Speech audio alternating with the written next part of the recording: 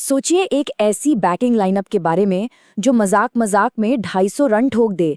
साल 2026 में royal Challengers Bangalore के लिए ये कोई सपना नहीं बल्कि हकीकत है। तो आज हम यही समझेंगे कि कैसे 18 साल की नाकामी के बाद आरसीबी ने एक ऐसी अजेय बैटिंग यूनिट तैयार की है जो पूरे आईपीएल पे राज कर रही है। ये सिर्फ एक बयान नहीं है, ये एक ऐलान है आरसीबी के नए दौर का।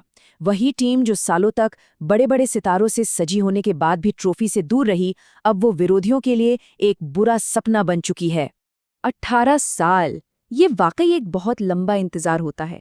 हर साल वही कहानी, उम्मीदें आसमान पर होती थीं और हर साल आखिर में दिल टूटता था।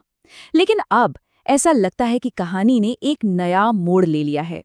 जरा सोचिए, एक ही टीम में विराट कोहली, क्रिस गेल और एबी डिविलियर्स जैसे लेजेंड्स, इसके बावजूद ट्रॉफी वो हमेशा दूरी रही। कहानी हमेशा व्यक्तिगत प्रदर्शन की थी, टीम की जीत की नहीं।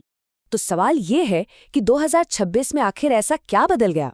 बात सिर्फ कुछ नए खिलाड़ियों की नहीं है, बात है सोच में आए एक बहुत बड़े, एक क्रांतिकारी बदलाव की, जिसने इस टीम को एक अजेय ताकत में बदल दिया है।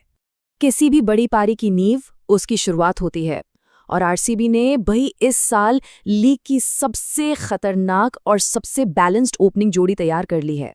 ये जोड़ी सही मायनों में आग और बर्फ का एक परफेक्ट कॉम्बिनेशन है। एक तरफ है विराट कोहली जो चट्टान की तरह खड़े रहते हैं, पारी को संभालते हैं, और दूसरी तरफ है फिल सॉल्ट जो पहली ही गेंद से तबाही मचाना शुरू कर देते हैं। यही संतुलन है जो उन्हें इतना खतरनाक बनाता है। चलिए अब बात करते हैं नंबर 4 की पोजीशन की, जिसे एक ऐसे खिलाड़ी ने संभाला है जो अब लीग का सबसे खूंखार मिडिल ऑर्डर बल्लेबाज बन गया है। पूर्व क्रिकेटर इरफान पठान ने ये बात कही है, और क्या खूब गई है। ये बयान पाटीदार के असर को पूरी तरह से समझाता है, खासकर स्पिन गेंदबाजी को तहस नहस करने की उनकी काबिलियत को। वानखेड़े में एमआई के खिलाफ वो पारी, वो सिर्फ आक्रामक हिटिंग नहीं थी, वो एक मास्टर क्लास थी। उसने विरोधी टीम को पूरी तरह से हक्का बक्का कर दिया था। अब जरा इस ग्राफ को देखिए, ये सिर्फ आंकड़े नहीं हैं, ये एक कहानी बता रहे हैं। पिछले पूरे सीजन में 14 छक्के, और इस साल पहले 4 मैचों में ही 18। ये साफ दिखाता है कि पाटीदार की मानसिकता में कितना बड़ा बदलाव आया है। वो अब एक पावर हिटर बन चुके हैं जो किसी भी मैच का रुख पलट सकते हैं।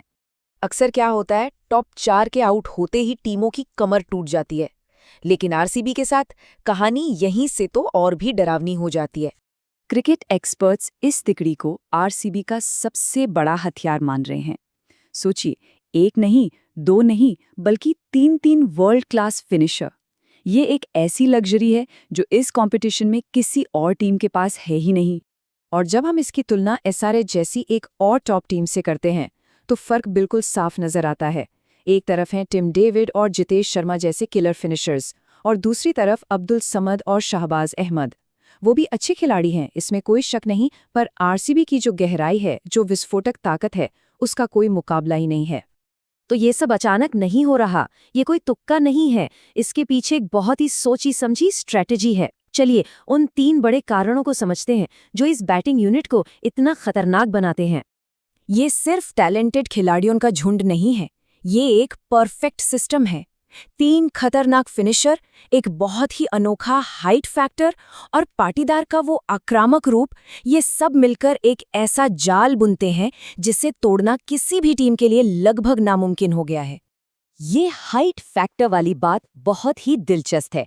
एक गेंदबाज के नजरिए से सोचिए।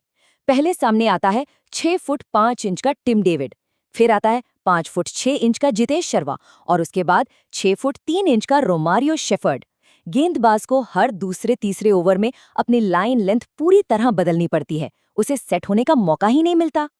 ये एक नंबर, बस ये एक नंबर ही पूरी कहानी बयां कर देता है।